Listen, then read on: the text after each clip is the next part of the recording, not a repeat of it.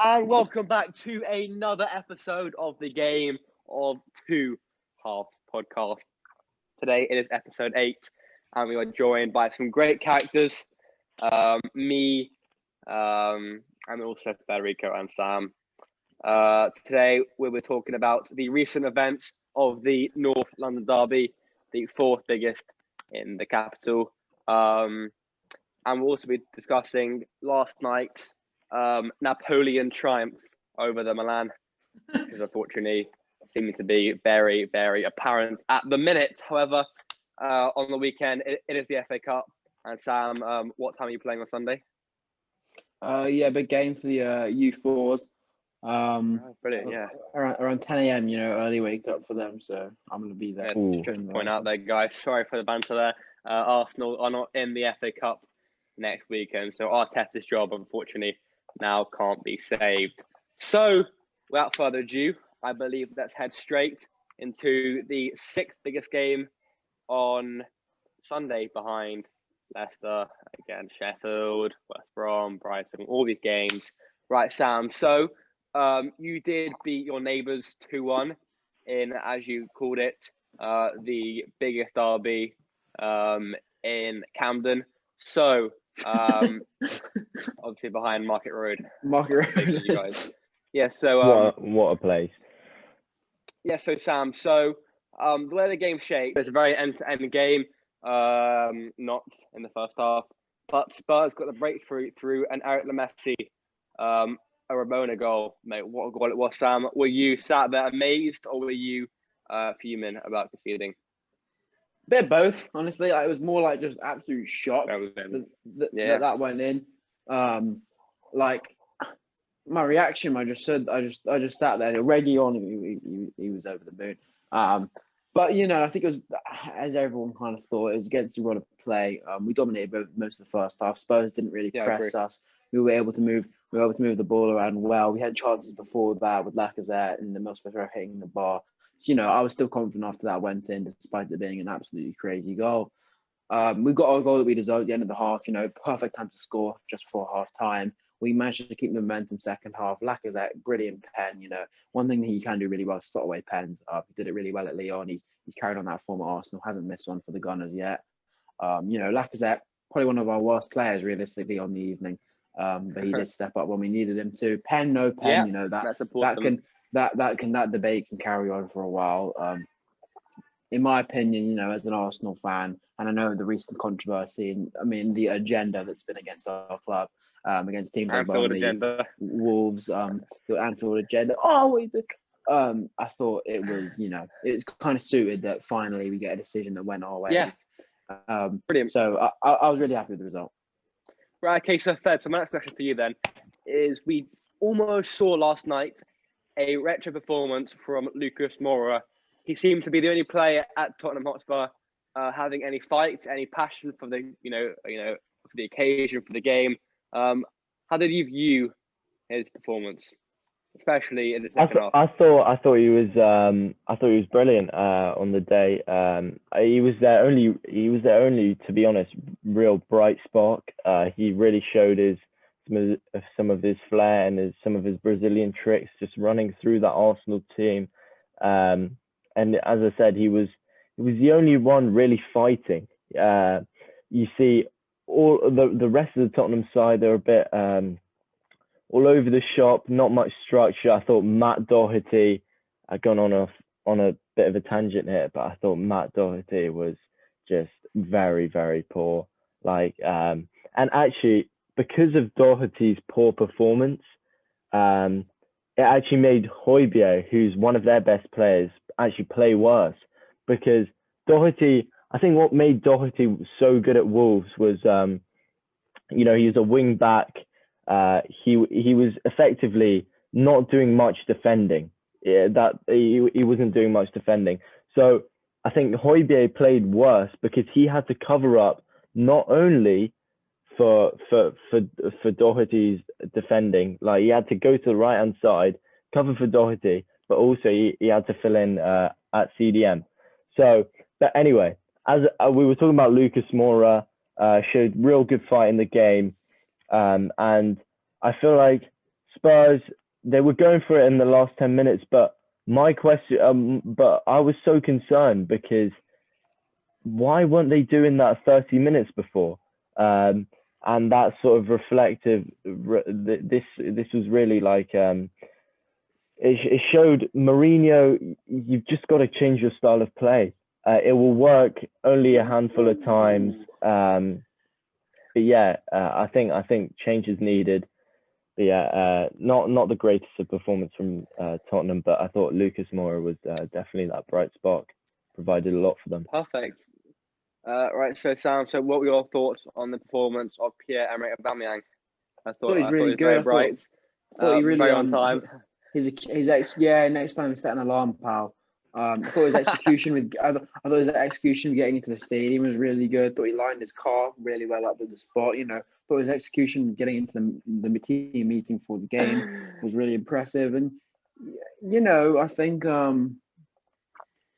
I think really good performance from him. One thing I am a bit upset about is that maybe his character might be kind of flustered off this. Aubameyang's very cheerful, but we didn't really see him smiling yesterday. I mean, as expected, missing the derby. Club captain. Club captain, exactly. But you know what? I'm now that I've looked at the result, we're past it. I'm happy Arteta made the decision. It's good. But if the result didn't go their way, it could have been a bit of a story. Yeah, it could have been controversy, but you know what? You have to compliment Arteta. He got it right, and now Aubameyang knows never to be late again. It's kind of ironic how our quickest player is the latest all the meetings. Yeah, exactly. I understand. He gets paid 400k a week to buy himself a nice Rolex.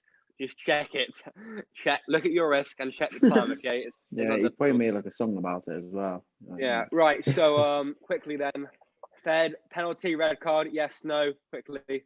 I'll go red card, yes, and penalty, yes. Fed. Same with Fed. A penalty. How was it a pen? How was that pen? Christ. How was that a pen? No one will ever know. It was definitely a pen. Listen, it never a penalty. Poor from Davinson Sanchez. Caught him about 2 seconds late.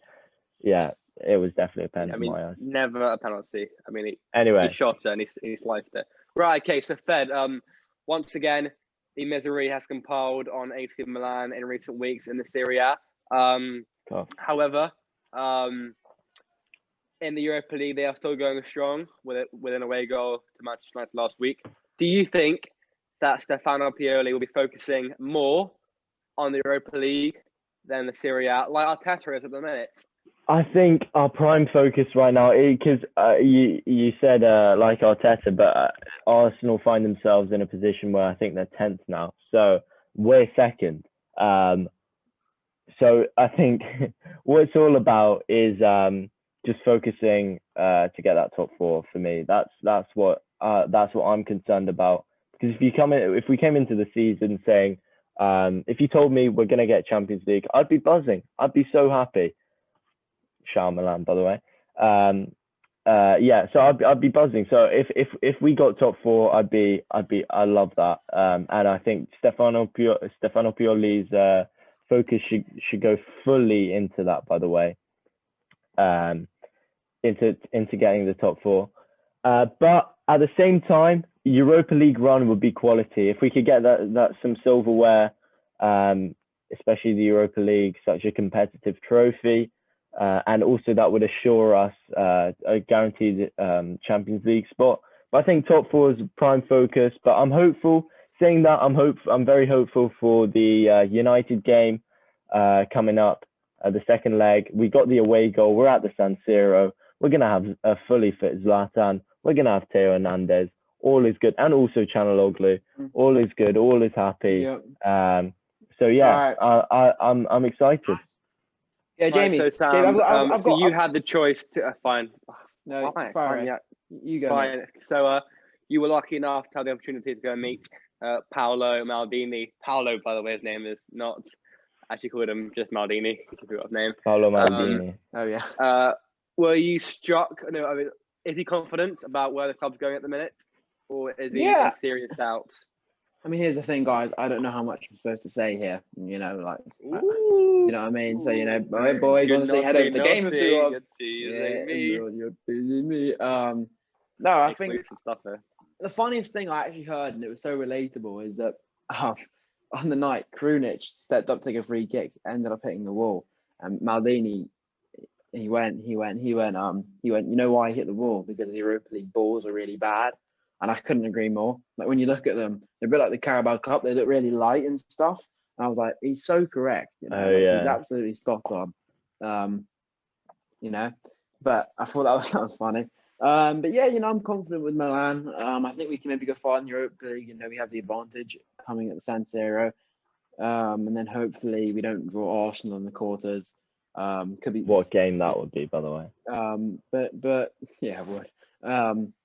But I think we're definitely a force to be reckoned with. If we beat United, you know, teams should be scared to play us. Yeah, definitely. Yeah, brilliant. Obviously, yeah, big week ahead of us. And yeah, I think Milan will struggle to keep up with you know, the big beasts in Syria with the likes of Sassuolo and Juventus and Napoli emerging from their ruins. Fortunately, not Roma though, because they lost on the weekend. But yeah, honestly, I think that's it for today. I say that because it is our sixth take, and it is quite late now in the evening. It's been shocking. Unfortunately, yeah. So, however, big games on Tuesday, Wednesday, and Thursday, and I will get back to you.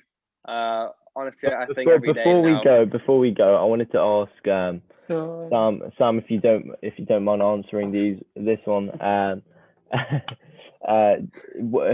So your Europa League predictions for the upcoming games.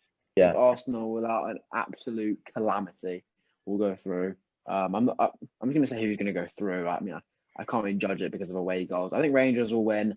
I think Slavia Prague are going to find it kind of hard playing on that. Brilliant. I think what I watched the first game as well. Antwerp in Portugal at the Ibrox. I don't think I've ever seen a worse pitch, but somehow Rangers managed to play like the best football on it. So I think that might be the case. Yeah, it's pretty bad. On Thursday night.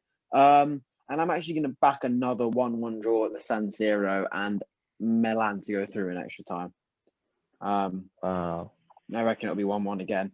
1-1. Wow. Yeah, that is my prediction. So everyone, I hope you've had a really nice weekend. I hope you enjoyed all the fixtures, and I hope you can't wait to watch. It was a good weekend for football. The champions. Yeah. It was, and we've got a massive week coming up. You know, Jamie's on the ropes. Jamie's got massive nights Wednesday and Thursday. Luckily for him, the Rangers players haven't gone on any benders, the old yarn, Saturday morning.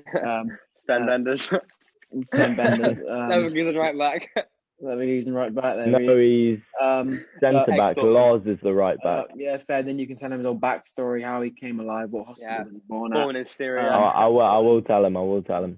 And then, so it's a really exciting weekend. We hope you've all enjoyed it. You know, a bit of a shorter episode for you guys today.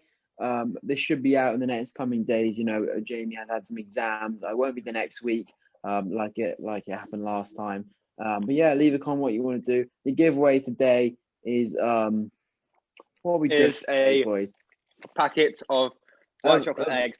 That are already open. There you go. Brilliant. Absolutely. They're already open. Even better. All right, boys. We absolutely love you. We hope you don't get changed. See you when you're absolutely. Right. Cheers, guys.